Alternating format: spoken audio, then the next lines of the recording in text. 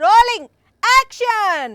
ఓ పిల్ల అంజలి, నువ్వు వార్తలు చెప్తున్నావా సినిమాలు తీస్తున్నావా? ఇడా అందాం అనుకుంటున్నారా? నేను వార్తలే చదువుతున్నా, అది కూడా పొలిటికల్ వార్తలు. మరి పొలిటికల్ వార్తలైతే ఇండ్లకు కెమెరా రోలింగ్ యాక్షన్ ఎందుకు వచ్చినాయి అంటే, అగో నేను తీసుకొచ్చుడేంది, కాంగ్రెస్ బీఆర్ఎస్ వాళ్ళే తీసుకొచ్చిండ్రు కదా. అవును, తెలంగాణ రాజకీయాల్ని చూస్తుంటే సినిమా డైలాగులే అదికొస్తున్నాయి.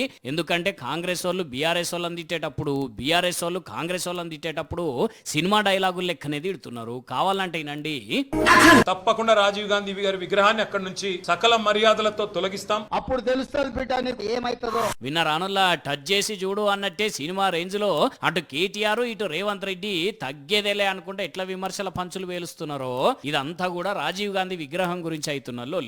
సోనియా గాంధీ తెలంగాణ ఇచ్చిన తల్లి, రాజీవ్ గాంధీ తెలంగాణ తండ్రి.